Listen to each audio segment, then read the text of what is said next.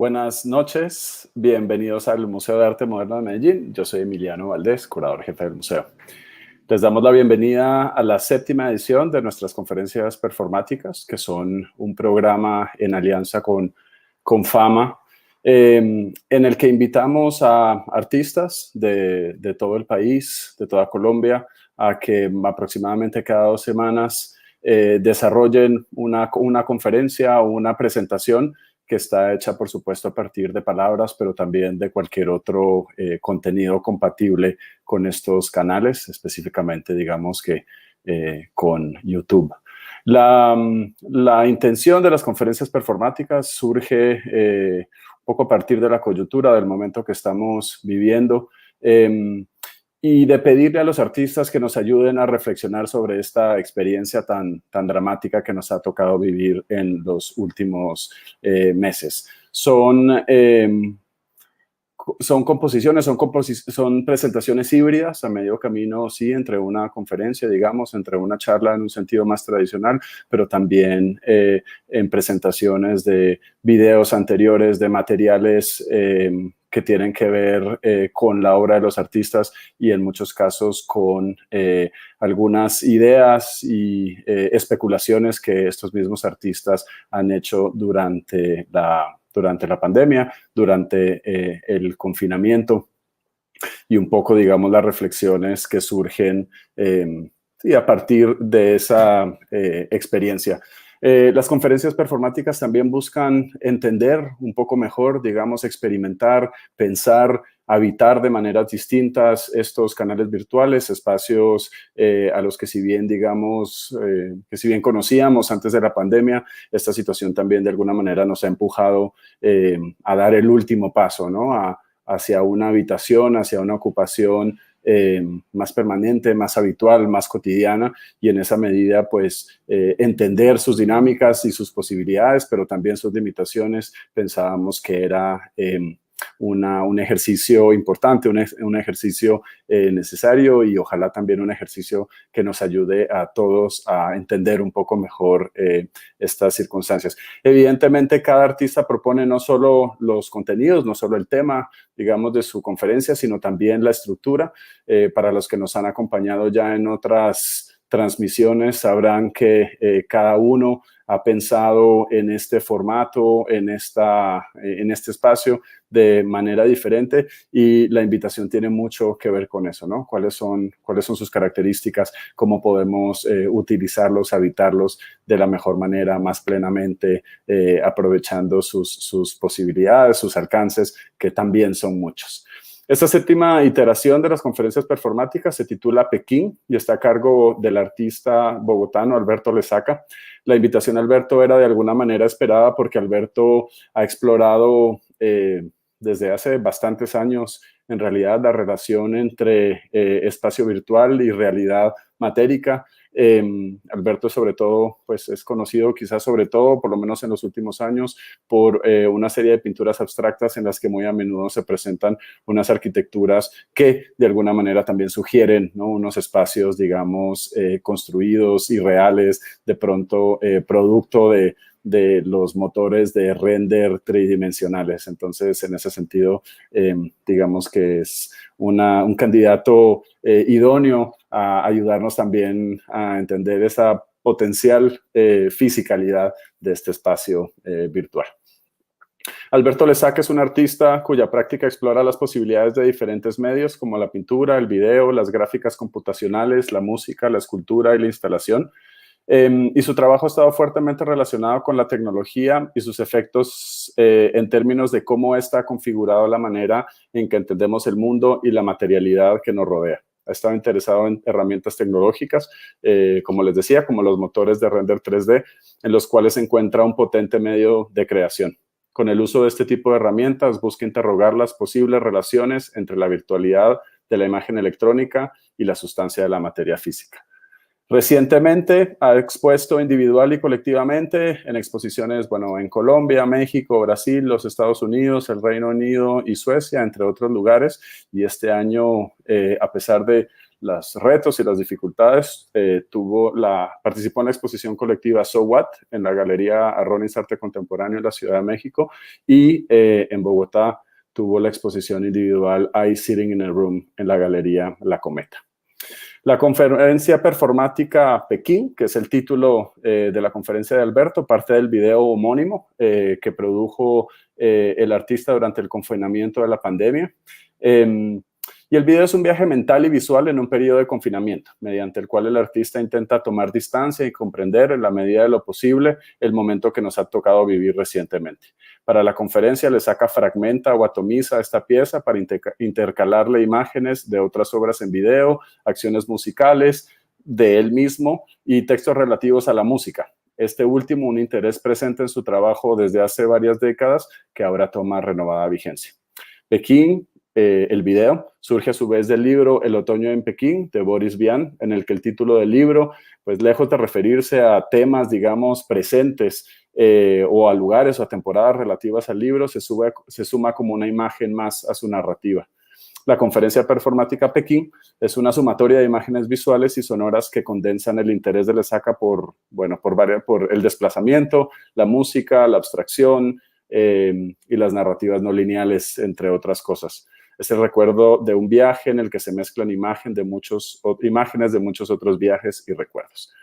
En términos logísticos, como ya ha sucedido en otras ocasiones, decirles que la intervención de Alberto durará aproximadamente 25 minutos, durante los cuales son muy bienvenidas sus preguntas y comentarios en el chat que aparece al lado de la pantalla de YouTube. Y al finalizar la conferencia tendremos una conversación con Alberto en el que estas preguntas también serán traídas a la mesa.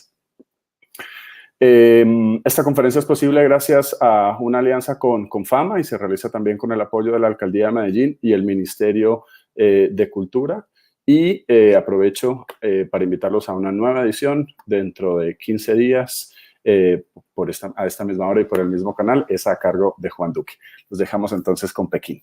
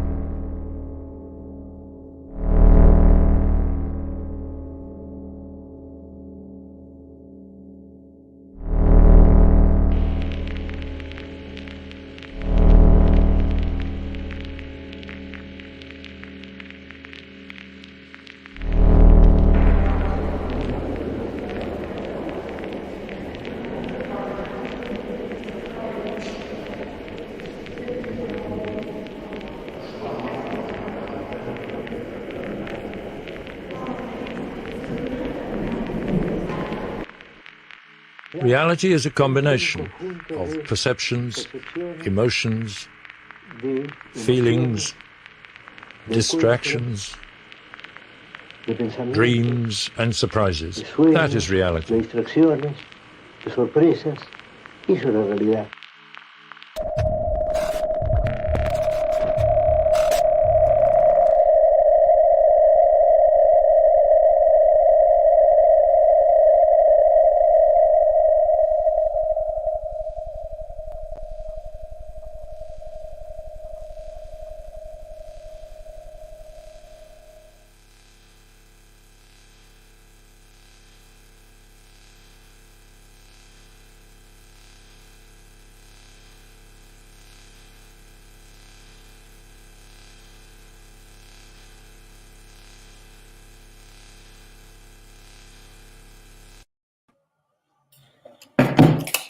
En el libro Roberto Eisenberg, Diálogos con Carlos Barbarito, el pintor argentino cuenta la manera en que realiza sus pinturas. Pinturas que parecen edificios o figuras, que son presentadas como manifestaciones o apariciones frontales, planas y silenciosas. Eisenberg cuenta entonces que dibujaba por horas y días enteros de manera automática, aleatoria, caótica, pequeñas protopinturas, ideas y bocetos. Su mente y su mano tal vez estaban desconectadas, o tal vez estaban unidas como un solo órgano. Durante el tiempo que realizaba estos dibujos el lenguaje desaparecía.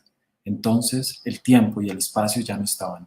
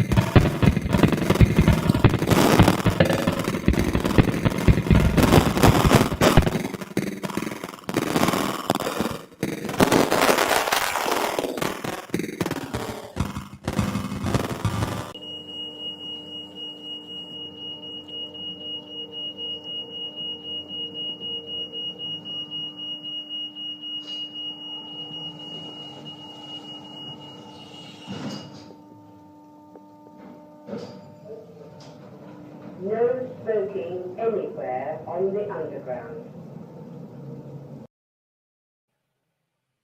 Corrección del apartado A36, Manual de Funcionamiento. El programa está provisto de una serie de órdenes que corresponden a la manera en que Eisenberg entendía el automatismo. Es probable que el texto resultante solo pueda ser entendido después de ser traducido por el modelo que está en desarrollo. Por ahora es indispensable que las órdenes permanezcan iterando a 44 cuadros por segundo. Tal vez, después de unos cuantos días, los errores se trasladen suavemente a la sección inferior del dispositivo. Por ahora es necesario que, indicado el momento de encender la extensión del sistema, el operario se aparte lo suficiente para que no sufra ninguna alteración química. Según el informe anterior, el operario del turno de la mañana no ha dejado de ver el interior de las personas que se acercan a saludarlo. Esto ha causado un profundo malestar en las directivas que solo esperan la producción repetitiva del modelo de ampliación lineal. Recomiendo una serie de pruebas que certifiquen que el modelo en cuestión es capaz de desplazar las áreas más altas de los muebles de un cuarto a otro. De lo contrario, se hace indispensable que se repitan por un lapso no mayor de 30 días los ejercicios de observación y copia de las torres verdes que se encuentran al interior de la sección P. Atentamente, Patrick P., consultor autónomo, Unidad de Planeamiento.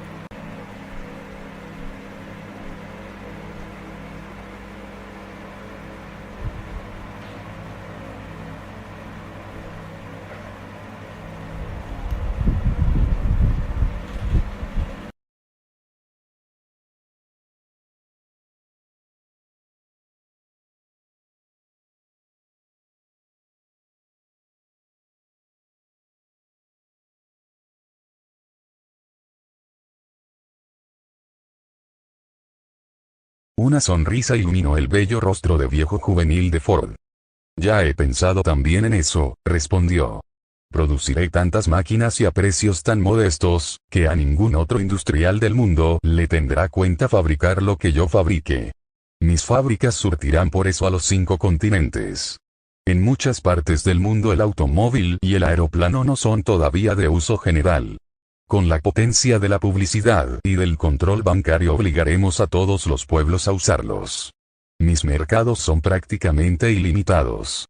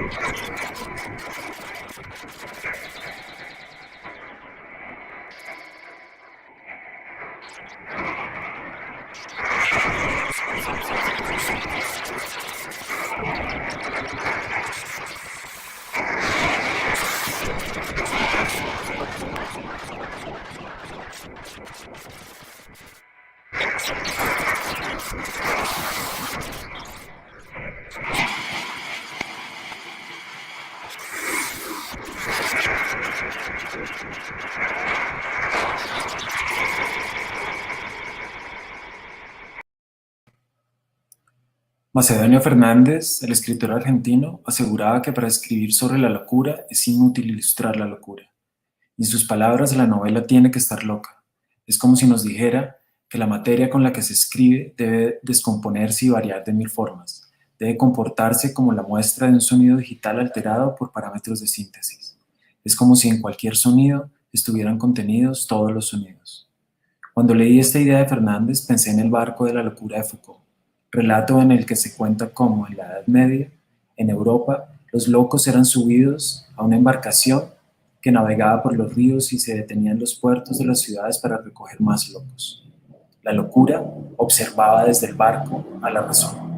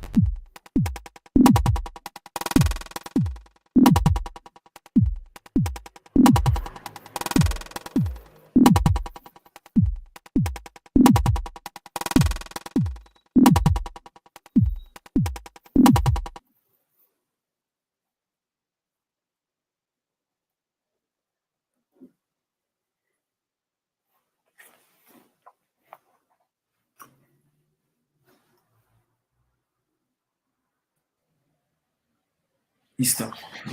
Alberto, buenas noches. Gracias por esas imágenes de todo tipo. Chévere, gracias por la invitación a ti y al museo. Alberto, me gustaría que empezáramos de pronto dando un poquito de contexto sobre Pekín, que es un poco como, ¿no?, el punto de inicio de la conferencia, y es un trabajo que pues oportunamente hiciste, ¿no?, en estos últimos meses. Cuéntanos porfa un poco de ese video y cómo surge. Bien, pues yo venía trabajando desde el año pasado en un proyecto que tenía que ver con Absalom, que es un artista que es, digamos, que para mí ha sido muy importante. Yo he hecho algunas obras sobre Absalom. Es un artista de origen judío que vivió en Francia durante los 80, digamos que desarrolló su carrera y murió muy joven en los 80. De hecho, hay una referencia, ahorita podemos hablar de una referencia directa a una obra de él en Pekín. Entonces, Absalom, la última obra que él hace se llama Living Cells, que son una especie de viviendas unipersonales que estaban planeadas para ser 6 y estar en diferentes lugares del mundo. Entonces, lo que quería era tener la experiencia del aislamiento, pero al mismo tiempo de ser nómada. Esta obra nunca la puede llevar a cabo porque él muere muy joven y se ha venido reconstruyendo en museos y en otros lugares, pero digamos, ha sido reconstrucciones, nunca se llevaron a cabo en las ciudades que él quería, Nueva York, Tokio, Frankfurt, París, ahora se me va, pero bueno, eran 6 ciudades. Entonces yo venía trabajando sobre Absalom, un tercer proyecto sobre Absalom, que iba a ser una especie de documental ficcional falso sobre la vida de Absalom, y estaba trabajando en eso, estaba en febrero, estaba trabajando en eso, recogiendo material y esto, y de pronto el mundo parecía que se fuera a acabar, ¿no? Comenzó esta cosa súper loca que era, yo creo que es una de las experiencias más extrañas que he tenido y que todos hemos tenido. Pero lo más extraño para mí cuando comenzó todo esto es que yo siempre estaba muy interesado en la ciencia ficción. Y no solamente en literatura, sino también en música, en cine. Ahí hay una cantidad de corrientes en cómics. Y cuando comenzó todo esto, yo me sentía, yo ya hace un tiempo venía sintiéndome, o vengo sintiéndome como en un relato tecnológico de ciencia ficción, con, digamos, esos avances que han venido dándose durante las últimas décadas, pues. Y cuando comienza esto, para mí, yo me sentía a veces como en un relato de esos que había leído alguna vez, encerrado en mi casa sin poder salir, pensando que el mundo se iba a acabar, ¿no? Como ese tipo de cosas. Y parecía un relato distópico de esos que yo había leído en un libro de recopilación de cuentos o alguna película, ¿no? Entonces, este proyecto en el que venía trabajando cambia totalmente y entonces entro en un proceso como de recoger material que tenía guardado. En esa medida comencé, por ejemplo, a hacer backups de mi celular y de otros dispositivos donde había grabado imágenes. Y comienzo a guardarlas y comienzo a revisarlas. Y lo que se me ocurrió fue darle la espalda a todo lo que estaba sucediendo desde un punto de vista artístico, pues. ¿Sí? No hablar sobre lo que estaba sucediendo, sino todo lo contrario, hacer un viaje mental, como tú le decías ahora, y tomar una posición en contravía de lo que estaba sucediendo, por más de que estuviera encerrado, pero como siempre, el arte es un acto inútil y un acto que comienza derrotado, ¿sí? Entonces no había posibilidad de superar eso. Pero el arte tiene también otras posibilidades. Entonces nace ese video de Pekín. Y Pekín específicamente es porque hay otro personaje, otro, digamos, artista que para mí ha sido muy importante, que es Boris Vian, el escritor francés, el último patafísico. Y él escribe este libro que se llama El otoño en Pekín, que cuando uno lo lee, ni es en otoño, ni es Pekín, ¿no? Sino, como tú bien lo decías al principio, se constituye como una imagen adicional al libro. Y creo que en eso hay muchas conexiones, o yo he sido como un seguidor, digamos, de Boris Vian, y en eso, por ejemplo, mis pinturas tienen mucho que ver, tiene que ver con mis pinturas. siempre mis pinturas tienen un nombre que no tiene nada que ver con la pintura, es porque me interesa es que haya digamos, una puerta adicional, una imagen adicional para abrir la obra. En vez de cerrarla y explicarla y contenerla, me interesa es que las cosas se expandan. Entonces, en todo este proceso, vuelvo a revisar este libro del Otoño en Pekín, que también ya tenía relación con otra obra que había venido haciendo hace poco, se llama Plan Exopotamia, y comienzo a recoger todas esas imágenes y comienzo a construir ese viaje, básicamente. Y de ahí sale Pekín. Y le puse el nombre es un poco como, ¿no?, jugando también con el nombre de ese libro, pues es como haciendo una referencia directa a Boris Vian. Sí, sí. Y por otro lado, recuperando, digamos, pues como esa estrategia compartida con Vian de añadir dimensiones, ¿no? Porque, Sí. pues digamos que uno ve el video o los fragmentos de video que vimos y pues no aparece Sí. Pekín por ninguna parte, ¿no? Pero eso sugiere ahí como unas salidas. Bueno, Claro. muchas cosas ahí que me gustaría retomar, desde luego, y un poco, digamos, por el contexto y por la manera en la que surgen estas conferencias, es esa relación entre espacio virtual y espacio y materialidad, Sí. ¿no? Pero antes, solo brevemente, tu trabajo está lleno de referencias, ¿no? Referencias, pues, de lo visual, pues, de las artes visuales, pero también de la literatura, de la música. ¿Cómo funcionan esos universos? ¿Cómo se añaden? Pues mira, yo lo que siempre he creído es que como artista tengo que estar expuesto al arte para poder hacer arte, ¿no? Yo, digamos que la primera experiencia que yo tuve artística fue la música. Comencé muy, muy temprano que en el colegio a hacer música. Y siempre la he seguido haciendo, pues. Y ahí entendí que si yo no escuchaba todos los días música y buscaba todos los días nuevos discos y nuevos músicos, no voy a poder hacer música, no voy a poder encontrar mi camino, ¿sí? Porque paradójicamente tengo que escuchar muchas cosas para aislarme de todo eso, para encontrar mi camino.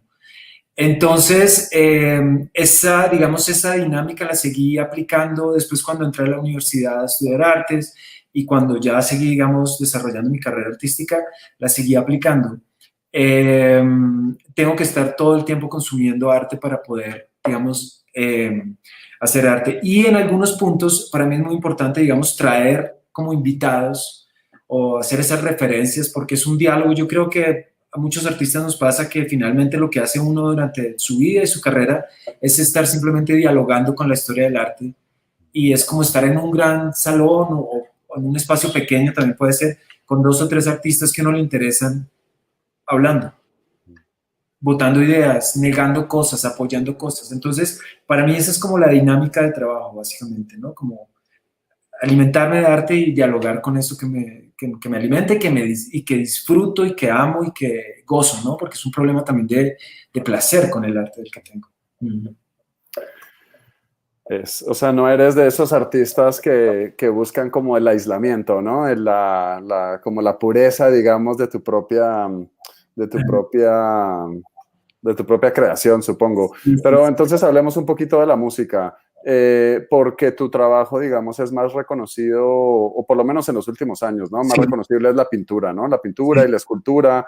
Entonces, de pronto podemos utilizar esa técnica o esa práctica tuya para también hablar un poquito de esa relación espacio físico y espacio virtual que se sugiere en mucho de tu trabajo, ¿no? Que un poco sugiere, digamos, que esas pinturas podrían ser portales a otras dimensiones, podrían ser unos renders, ¿no? De unas arquitecturas o de unos mundos.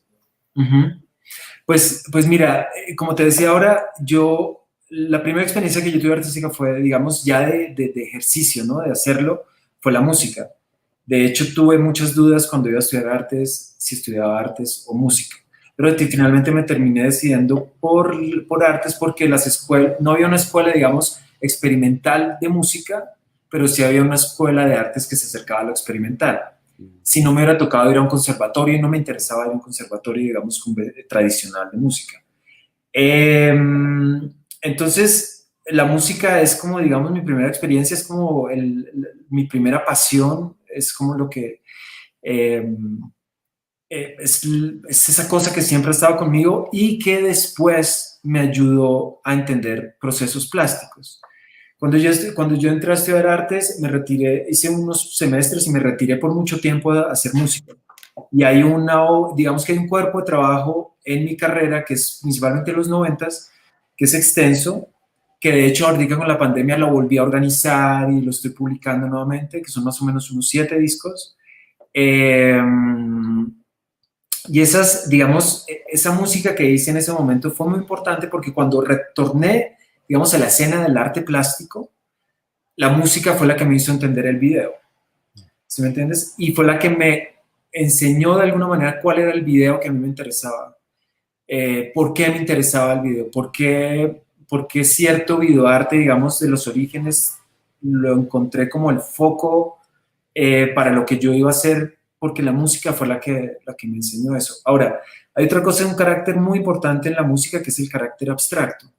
Y eso se conecta con los intereses que yo tengo, que están, digamos, que van hacia la pintura o hacia la escultura, hacia un proceso, digamos, que en principio es distinto, que es como, si esas artes, pues las artes plásticas, artes no del tiempo, porque hay una diferencia, ¿no? La música es un arte del tiempo y la pintura es un arte estático, pues, aunque ahí podríamos entrar en una cantidad de discusiones también temporales con la pintura. Pero digamos que es eso, ¿no? La pintura es un proceso. Ahora, si tú me preguntas, yo creo que he tenido las ventajas, no sé, de ser muy curioso y entonces, si a mí me interesa la pintura, yo lo que he hecho es buscar la manera de inventarme cómo pintar.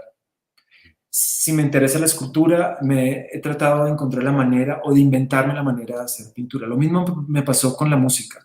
Entonces, por eso nunca le he tenido miedo a un medio específico, sino simplemente si me interesa, me alimento de ese medio, de la historia de ese medio y me lanzo a inventarme cómo lo podría hacer, que creo que es un mecanismo bastante sano para los artistas, es inventarse la manera de hacer las cosas, ¿no? Entonces, digamos que en ese sentido, sí, la música ha sido como súper clave y está ahí presente, ¿no? Siempre ha estado presente. Dos ideas ahí que me parece que son interesantes. Por un lado, eso de la invención, ¿no? Porque normalmente existe esa idea, sobre todo, pues yo creo, dentro de un público no especializado del arte, por el que se cree que el arte es totalmente subjetivo y puede ser cualquier cosa, ¿no? Y eso es verdad, pero es verdad dentro de un marco muy específico, ¿no? Claro. Es decir, solo es verdad dentro del marco de la tradición, pues, artística, de la técnica de la que estés hablando. Es decir, puedes como inventarte la manera de hacer música solo dentro de esa tradición de la música, por experimental que sea, ¿no? Y eso es interesante porque digamos que es como una libertad muy grande, pero al mismo tiempo unos límites y una estructura, ¿no? Como una especie de marco de referencia muy concreto también. Claro, claro. Eso que dices es interesante porque, por ejemplo, la música que hice para esta pieza, pues para la conferencia, es principalmente, es una música que se basa sobre la idea de ruido, ¿no? Y el ruido, hay una tradición, digamos, en la historia del arte de casi 100 años sobre el ruido, ¿no? Que se inaugura con el futurismo y con Russolo, y que después es tomada por los concretistas franceses y después por la música electrónica alemana. Y, es decir, hay una idea, finalmente lo que tú dices, yo como artista estoy situado dentro de un contexto artístico y ahí es donde me puedo mover y ahí es donde puedo construir, digamos, lo que estoy haciendo, ¿no?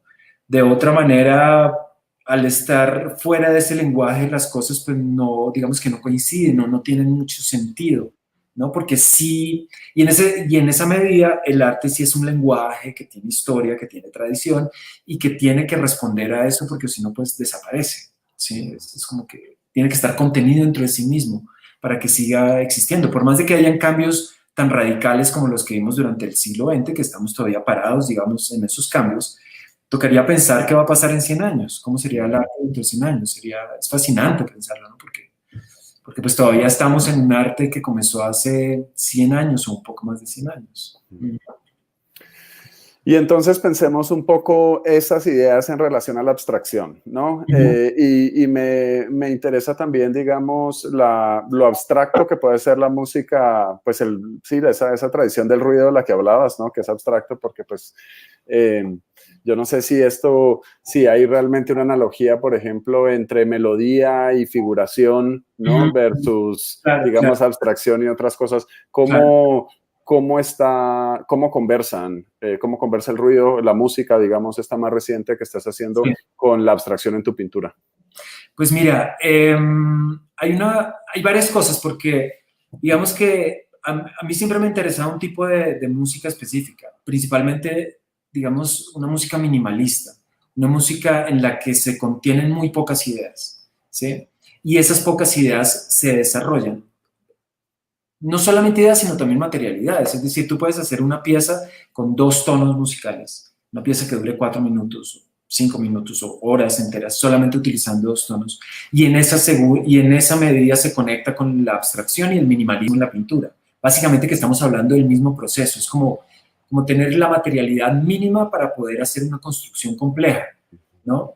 Entonces, digamos que ahí se comienza a conectar esos intereses, digamos, que tengo con la música y con la pintura. Pero no solamente digamos, en el sentido propiamente, digamos, de la imagen de la pintura y la imagen sonora, sino otras cosas, llamémoslos satélites que están alrededor. Entonces, todo lo que sucede alrededor, digamos, de la música en imagen, como puede ser una carátula de un disco, siempre me llamó la atención y me pareció supremamente interesante. En la última exposición que hice ahora en La Cometa, que tomo también como referencia a un City in a Room de Delvin Lucier, en algunas de las charlas que digamos en la exposición hablaba que muchas de las pinturas que estaban ahí colgadas podrían ser carátulas de discos, de músicas que no existen, por ejemplo, ¿no? O músicas que no se han hecho, o cosas así. Entonces sí hay una relación, en ese sentido, es una relación matérica pura, como por ejemplo decir, voy a hacer un plano absoluto como el que tengo aquí, gris con un marco negro y una raya naranja, o utilizar el bajo y digamos, utilizarlo como dispositivo generador de sonido para crear también unos planos, como los que creé, que eran finalmente como unas texturas planas las que estaba creando, ¿no? A partir de procesos, digamos, de grabación de sonido, porque lo que estaba haciendo finalmente era una grabación en vivo en un sampler. Esa me la devolvía al computador en un canal y yo la manipulaba y encima podía seguir montando y podía seguir montando. Entonces yo lo que estaba haciendo era capas finalmente de sonido, que es lo mismo que hago en la pintura, ¿no? Entonces digamos que la metodología o la operación mental que uno hace como artista se puede llevar a cabo en diferentes medios si uno la tiene clara, ¿no? ¿Qué es lo que a mí me interesa? Entonces uno observa esa materialidad y dice, ok, de aquí voy a tomar estos elementos y voy a seguir, digamos, llevando a cabo o tratando de resolver esos problemas creativos que tengo en la pintura, que tengo en la escultura, en la música, ¿no? Es un poco eso, es un poco eso.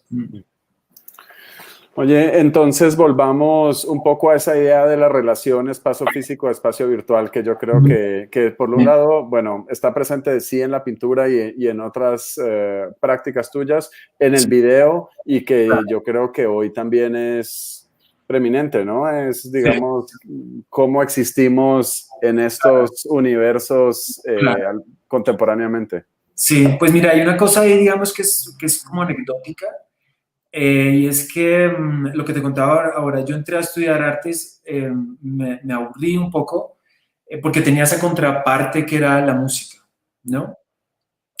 Y decidí retirarme de la universidad por muchos años, casi por 7 años, como 6, 7 años. Cuando yo estaba publicando mi primer disco, mis compañeros que habían entrado conmigo al principio estaban terminando la carrera. Entonces yo me tranquilicé y dije, bueno, ellos están graduando y yo estoy publicando mi primer disco. Yo era consciente que estaba haciendo mi camino y que lo iba a hacer de una manera diferente. En ese proceso, cuando me retiro de la universidad y comienzo una investigación personal, básicamente por unos discos y por unos músicos que alguien me había mostrado o que en la misma escena, digamos, de la música había conocido. Y esos eran Fronto Fortú y Troven Gristel. Eran como 2 grupos que para mí fueron fundamentales. Y buscando sobre esos músicos, porque yo no tenía ni idea cómo se hacía esa música, comencé a entender que era un sintetizador, que era un secuenciador, un computador, y a principios de los 90 tuve la suerte de comprar un Amiga 500, que era un computador en el que se podía hacer síntesis de sonido, animación, algo de video, tratamiento de video, secuenciación de música a muy baja calidad, a 8 bits, pero se podía hacer. Y ahí fue donde vi el primer programa de 3D, a principios de los 90. Y comencé a jugar con el 3D. Y a mí me llamó mucho la atención porque yo dije, ok, esta es una manera de hacer escultura, esta es una manera de pintar, esta es una manera de dibujar. Y desde ahí, básicamente, casi que el computador se me convirtió en una mesa de dibujo. Entonces, digamos que esa materialidad viene estando conmigo desde hace muchos, muchos años, y para mí fue una sorpresa y ha sido una sorpresa la manera en que esas gráficas que en un principio para mí eran, pues que para mí, digamos, yo las tenía y para la gente que estaba alrededor mío eran extrañas, porque no eran tan comunes, después se comienzan a invadir la imagen televisiva, la imagen cinematográfica, y la gente ni siquiera se pregunta muchas veces esas imágenes digitales tan complejas que se ven ahora, si son reales o son falsas. Entonces ven una película de ciencia ficción o ven volando un superhéroe, y lo más loco de todo es que la gente dice, cuando no están tan bien hechas, es que la gente dice, es que no parecen reales, pero es una, si me entiendes, es un superhéroe que está volando y dices, no es real de entrada, si no es real. Entonces digamos que esa idea con la imagen y con la alienación de la imagen electrónica me ha llamado mucho la atención. Y en estos últimos meses sí que ha sido fuerte para mí, digamos, personalmente, por todo ese proceso que he llevado en mi obra, ver la manera en que hemos abrazado lo electrónico y hemos abrazado el video, ¿no? Ha sido como una aceleración increíble de esos procesos, digamos, de video, de virtualización. Estoy muy curioso de qué va a pasar en los próximos 5 o 10 años, porque este punto es un punto de quiebre, digamos, ¿no? Yo viví muy vivamente, pues, en el 95, cuando en Latinoamérica entró Internet, ¿no? Y yo ya había leído sobre Internet en libros de William Gibson, de William Burroughs. Yo ya tenía la idea de que era Internet, pero no lo había vivido, pues, sino que entró. Y cuando el computador personal entró a las casas de las personas como un electrodoméstico más, para mí también fue una sorpresa increíble. Fue como, sí, ahí fue donde, como te digo, comencé a sentirme en un relato de ciencia ficción desde mediados de los 90. Yo vengo sintiéndome en un relato de ciencia ficción, y que la cosa avanza en el momento en que la gente hace videoconferencias por un aparato que carga en el bolsillo a altas calidades, que ya es normal, pero para mí sigue siendo una sorpresa esta situación. Y con todo lo que está sucediendo también, ¿no? Es absolutamente sorprendente todo lo que está sucediendo. Ahora, como artista, es interesante, yo creo. Cualquier momento de crisis es muy interesante. Yo creo que todos los artistas deben estar muy atentos a lo que está sucediendo, porque es materia para pensar qué es lo que sucede, ¿no? Entonces, por un lado, claro, ha sido muy duro. Yo creo que para todos ha sido duro esta situación. Pero por otro lado, para mí ha sido enriquecedora en la medida en que he podido observar cosas de otra forma, ¿no? Ahora yo estaba pensando hace un momento que, bueno, yo daba muchas charlas y daba muchas conferencias, pero nunca había dado una charla, una conferencia tan extraña como la que estamos haciendo hoy, que me parece increíble, me parece súper interesante, pero esto ha sido también posible a través de lo que ha sucedido, ¿sí me entiendes? Grabé música, toqué música, es un video muy extraño que de otra manera tal vez no lo hubiera hecho, y se da gracias a una situación que se da, ¿no? De pandemia y esto, y entonces tú como curador, el museo organiza, entonces, no, es como una cantidad de cosas que suceden una detrás de otra y uno no sabe a dónde vamos a llegar. Por eso estoy muy curioso de pronto qué va a suceder en los próximos años con el arte, por ejemplo, ¿no? No sé, eso me parece que es interesante. Y pues cada vez estamos en una virtualización que también es muy peligrosa, ¿no? Porque es muy alienante, es muy alienante. Entonces, pues no sé, vamos a ver qué sucede. Hablábamos el otro día sobre también esos primeros años, o bueno, esos experimentos sobre en la televisión, ¿no? De transmisión, Sí. digamos, de contenidos que no fueran, ¿cómo decirlo?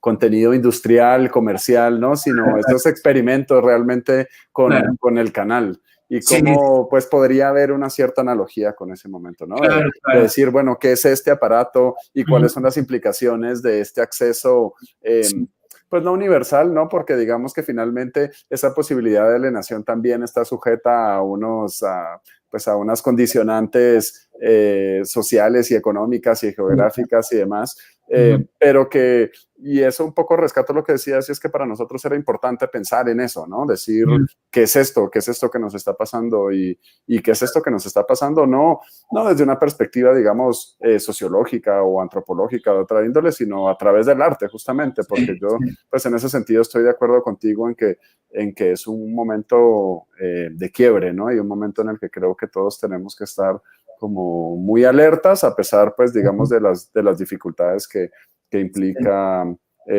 todo esto. Sí. Alberto, de pronto, como para ir cerrando un poco, quisiera pedirte que nos cuentes un poquito, por un lado, de los textos que están presentes Ujú. en la conferencia y también, de alguna manera, a partir de esos textos, digamos, los otros elementos. O sea, hay también un trabajo como de revisión de tu propia producción en la Sí, medida en la que tú coges, ¿no? Una pieza relativamente reciente sí. y esa como que la desarmas y le metes otras cosas, ¿no? Entonces hay ahí pues digamos un pensamiento hacia afuera, pero también una reflexión hacia Sí. adentro muy inmediata, que es algo que además has hecho en otros casos, ¿no? Te gusta revisar tus exposiciones, generar, Ujú. digamos, como otros contenidos sobre eso. Sí, sí, sí. Pues mira, los textos, por ejemplo, realmente yo como pensé cuando tú me invitas, yo lo que hago es que pienso y digo, bueno, ¿cómo voy a armar, cómo va a ser la estructura de la conferencia? Y de hecho, desde el principio pensé que tenía que ser una pieza, una obra para televisión, porque en este momento estamos haciendo televisión. Esto es la televisión, digamos, actual. Entonces pensé en dos, digamos, dos bloques que serían los estructurales. Uno sería esos bloques de música en vivo, ¿sí? Que fueron 4 fragmentos y 4 fragmentos de texto. 3 que los iba a leer yo y el cuarto iba a ser una lectura de un sintetizador de voz. El sintetizador de voz es este personaje de corbata que aparece y lee el texto y está leyendo un fragmento muy cortico de un libro de Giovanni Papini que se llama Gog, que es un libro que descubrí recientemente también, digamos, en la pandemia, que me pareció, que lo recomiendo profundamente. Hay 2 libros muy interesantes de Giovanni Papini, que es Gog y el libro negro, se llama el otro. Y Gog es un personaje inventado que no se sabe muy bien si es inventado o no, que visita personajes famosos.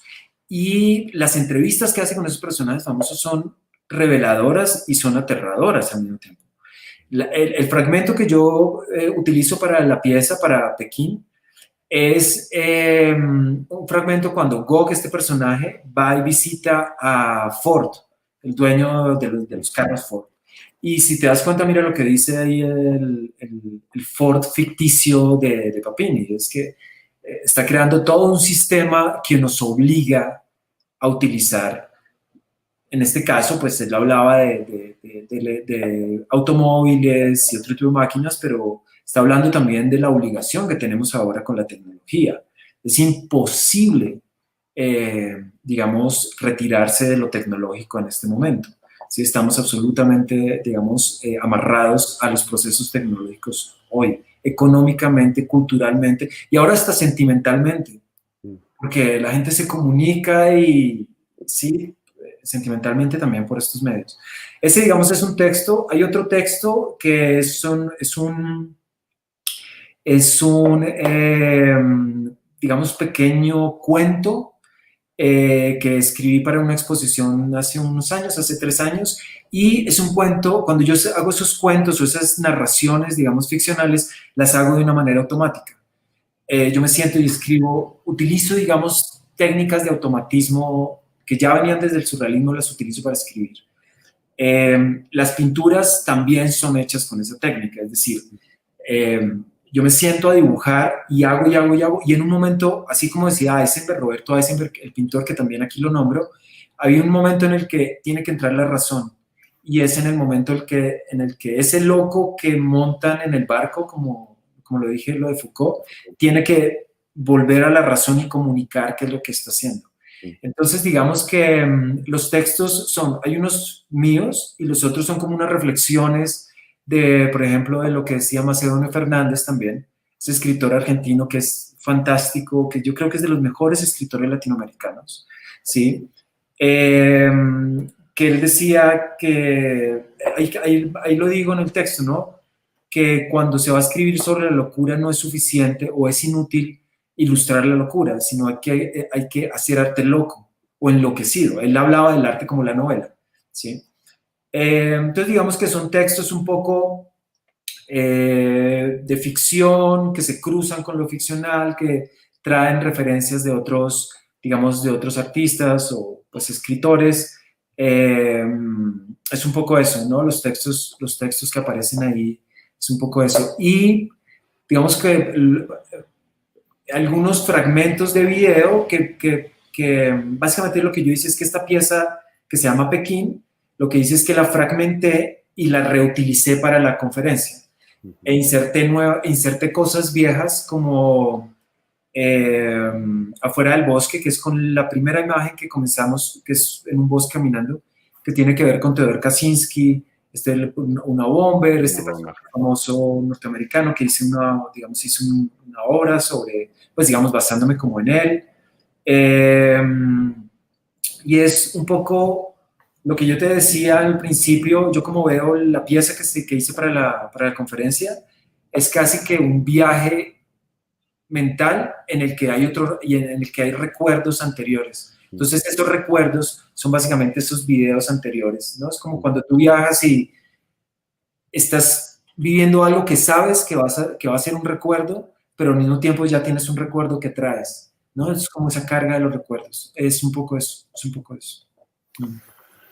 Bueno, Alberto, no, yo creo que digamos que una revisitación o una exploración ahí amplia, realmente hay como muchas otras líneas por las que podríamos seguir discurriendo. Un poco siento que es como tu trabajo, ¿no? Que está lleno de aristas y como de puntos de fuga. Pero bueno, muchas ideas que como a ti yo siento que sentimos cercanas, ¿no? Que sentimos como pertinentes en este momento. Así que gracias por sumarte a esta especulación sobre este momento tan cercano. Y a los que nos acompañaron esta noche, pues muchas gracias como siempre. Invitarlos a una nueva conferencia el 11 de noviembre a las 6:30 por este canal de YouTube a cargo del artista Juan Duque. Alberto, gracias otra vez. Buenas noches y buenas noches a todos. Listo. Chao. Gracias.